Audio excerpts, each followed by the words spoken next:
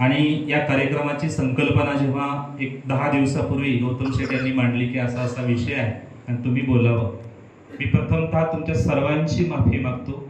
आपण ज्या क्षेत्रात काम करत आहात ते क्षेत्र माझं नसूनही मी आपल्याला काहीतरी सांगावं, आपण ते ऐकावं, खरंच हा आपल्या मनाचा मोठेपणा आहे. पण जे काही सांगणार आहे ते म्हणजे दिवाळीचं फराळ समजूया आपण. कारण दिवाळीला आपण वेगवेगळे प्रकारचे फराळाचे पदार्थ खातो, वेगवेगळ्या फटाक्यांची आतिषबाजी करतो आणि दरवर्षी शिंगवी परिवारानं या ठिकाणी सर्वांना मिष्टान्न भोजनाची व्यवस्था केलेली आहे हे तर आपल्याला ज्ञातच आहे. पण या निमित्तानं विचारांची सुद्धा एक चांगली मेजवानी आपल्याला मिळावी या हेतूनं मला एक चांगल्या विषयाचं चिंतन करण्याची संधी दिली, त्याबद्दल संयोजकांना आणि तुम्हा सर्वांना मनापासून धन्यवाद देतो आणि विषयाला प्रारंभ करतो. खरंच आपण भाग्यवान आहोत की आपण ज्या देशात जन्माला आलो ना त्या देशाची संस्कृती ही खूपच अलौकिक आहे.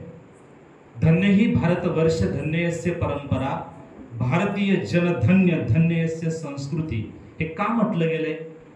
कधीतरी आपण सिंहावलोकन करून पाहिलं तर लक्षात येतं, प्रत्येक क्षेत्रात माणसाला जर यशस्वी व्हायचं असेल ना, येत वडील जे जे करती तया नाम धर्म ठेविती, तेच येर अनुष्ठिती सामान्य सकळ.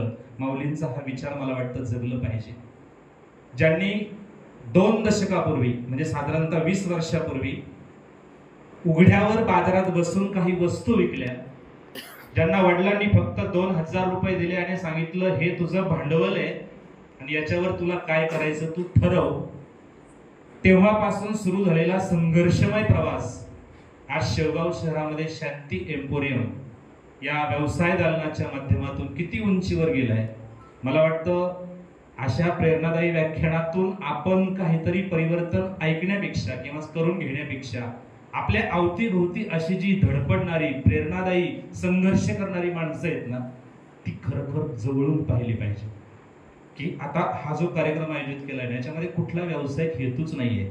मला वेळोवेळी त्यांच्या बोलण्यातून जाणवलं की आपली माणसं एकत्र आली पाहिजे, त्यांना काहीतरी चांगलं मिळालं पाहिजे आणि याच्यात माझा कुठलाही वैयक्तिक व्यावसायिक हेतूच नाहीये. हा विचार किती शुद्ध आहे. मुळात आम्हाला खरोखरच माहित नाही दिवाळी म्हणजे काय आहे. मी सुरुवात दीपावलीपासून करतो. काय हो दिवाळी? आमच्या लेकरांना आम्ही दिवाळीबद्दल काय सांगितले? फक्त दिवाळीचं फराळ आहे, दिवाळीला नवे कपडे घालतात आणि दिवाळीला फटाके वाजवतात, दिवाळीची सुट्टी. एक सांगू, थोर तत्वचिंतक पांडुरंग शास्त्री आठवले दादा म्हणतात की दिवाळीचा सण जो असतो ना, हे केवळ आपण सुट्टीची मजा म्हणून जर केला ना तर आपण मजेला सुट्टी देतो, आनंदच नाही मिळणार आपल्याला. 5 दिवसाच्या सणानं आम्हाला खूप काही शिकवलंय हो. जर आम्हाला आमच्या क्षेत्रात यशस्वी व्हायचं असेल तर दिवाळीला पेटवलेल्या दिव्याकडे आम्ही पाहिलं पाहिजे. काय सांगतात जगद्गुरु तुकोबराय, दीप न देखे अंधारा, करा हेची जतन. तो जिथं पेटतो तो तिथं कधीच अंधार देत नाही, तो फक्त उजेड देण्याचं काम करतो. मला वाटतं या कार्यक्रमाच्या व्हॉट्सअपवरची पत्रिका आपण पाहिली असेल किंवा ते मजकूर वाचला असेल, त्यामध्ये खूप छान वाक्य आहे. जर कष्टाची वात असेल, स्नेहाचं तेल असेल, आधाराची समय असेल तर यशाचा दिवा प्रज्वलित होतोच. किती छान विचार आहे हा. अजून किती छान. आता आपण एक पंक्ती नाही लावतो, आपण अनेक पंक्त्या लावतो. अनेक पंक्त्या लावतो म्हणजे का लावतो? आपण असं म्हणतो की ते खूप छान दिसतं दृश्य, त्याच्या मागची प्रेरणादायी विचाराची कल्पना जितकी छान आहे. एक दिवा शोभा नाही देत, पण पेटलेले अनेक दिवे एकत्र आले तर शोभा देतात. म्हणजे गौतम शिंगवींच्या परिवाराच्या वतीनं एक दिवा प्रज्वलित होऊन उपयोग नाहीये, पण त्यांच्यामुळं किंवा त्यांच्या सह प्रज्वलित झालेले अनेक दिवे एकत्र आले ना तर मला वाटतं ती खरी दिवाळी आहे, ती खरी दिवाळी आहे. किती छान विचार आहे. आपण खरंच स्वतःला ओळखावं हा विचार खूप महत्वाचा आहे.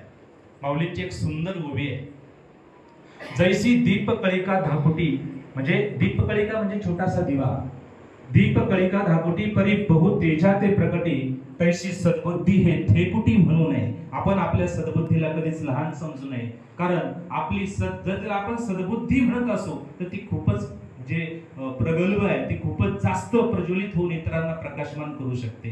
तर या अनुषंगानं आपण हा जो सण साजरा करतोय, मला पूर्ण खात्री इथं बसलेला प्रत्येक जण इथून बाहेर पडताना मी सांगितलेल्या 5 तत्वांना कधीच विसरणार नाही. अशा पद्धतीने सांगण्याचा माझा प्रयत्न आहे, कारण ते लक्षात राहावं यासाठी शब्दयोजनाच केलेली आहे. सण या शब्दात 2 अक्षर आहेत. सण या शब्दात 2 अक्षर आहेत. पहिला आहे स आणि दुसरा आहे न. स या शब्दामध्येच मला 5 महत्वाचे विचार सापडले, जे विचार आम्हाला सर्वांना प्रत्येक क्षेत्रामध्ये खूप उंचावर घेऊन जाऊ शकतात. इथं बसलेल्या प्रत्येकाच्या मनात हाच विचार आहे, कारण माझं जे बोलणं आहे, मला आदरणीय शेठजींनी सांगितलं की आपल्याला जे बोलायचं आहे ना, ते क्षेत्रात यशस्वी होण्यासाठी तर बोलायचंच आहे, पण माणूस म्हणून मी जीवनात यशस्वी झालो पाहिजे, माणूस म्हणून आमची लेकरं, आमची नवी पिढी यशस्वी झाली पाहिजे, हा विचार खूप महत्वाचा आहे. त्या दृष्टीनं मी तुम्हाला 5 स सांगणार आहे. 5 स आणि 4 न. बस आता हे सगळ्यांनी पाठ करायचं. आम्ही शिकवताना असं शिकवतो लेकरांना, तास संपेपर्यंत लेकरांनी सगळं पाठ केलेलं असतं. मला वाटतं मी जेवणाच्या वेळेस आपण चर्चा पण करूया. 5 स आणि 4 न जर लक्षात ठेवले तर मला वाटतं आपली खरी जीवनाची दिवाळी झाल्याशिवाय राहणार नाही. कोणते 5 स आहेत? सुरुवात करूया. जर मला जीवनामध्ये यशस्वी व्हायचं असेल तर मी पहिली गोष्ट कामाचं सुनियोजन केलं पाहिजे. हा शब्दच पाठ करून टाकायचा, सुनियोजन. दुसरा शब्द आहे, जर मला यशस्वी व्हायचं असेल तर साधन माझ्याकडे काय आहे ते मी बघितलं पाहिजे. तिसरा स जो आहे तो म्हणजे साधना. सोपं आहे का लक्षात ठेवायला. अगोदर सांगितलं मी सुनियोजन, दुसरं सांगितलं साधन, तिसरं सांगितलं साधना, चौथी गोष्ट आहे समर्पण आणि 5वी गोष्ट आहे समाधान. या 5च गोष्टीवर थोडासा प्रकाश टाकूया आपण. प्लॅनिंग म्हणजेच नियोजन. आता बऱ्याच जणांना मराठी शब्द नवीन पिढीला कळत नाहीत, म्हणून इंग्लिश मध्ये सांगावं लागतं. What is planning? Planning is की टू सक्सेस. यशस्वी व्हायचं असेल ना, प्लॅनिंग करावं लागतं. आम्हा शिक्षकांना शाळेमध्ये वार्षिक नियोजन असतं आणि उद्योग क्षेत्रामध्ये सुद्धा. मी जर दुकानदारी करत असेल, मी जर व्यापारी असेल, मी जर डॉक्टर असेल, तर मला सुद्धा दिवसभराचं नियोजन करायचंच ना, त्याला आपण सुनियोजन म्हणतो. पण मी माझी वैयक्तिक अल्पबुद्धीची व्याख्या नाही सांगणार. जगामध्ये ज्यांनी व्यवस्थापनाचा प्रचंड अभ्यास केलाय आणि ज्यांचं शास्त्र महाविद्यालयामध्ये अभ्यासलं जातं, जागतिक कीर्तीचे तत्वचिंतक आहेत कुन्स आणि डोनेल नावाचे, त्यांनी असं म्हटलंय, what is planning? Planning is advance deciding in advance what to do, how to do, when to do and who is to do. एकदम सोपं उदाहरण देतो. आम्हाला गावाला जायचंय. मग मला जर गावाला जायचं असेल तर मी कुठलाही रस्ता पकडून नाही चालणार, कुठलीही गाडी पकडून नाही चालणार.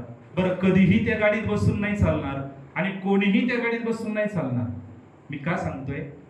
जर माझं ध्येय निश्चित असेल, जर माझा मार्ग निश्चित असेल, माझ्याकडे साधन कोणतं हेही निश्चित असेल आणि मलाच जायचंय हे जर कन्फर्म असेल, तर मला वाटतं ते खरं नियोजन आहे.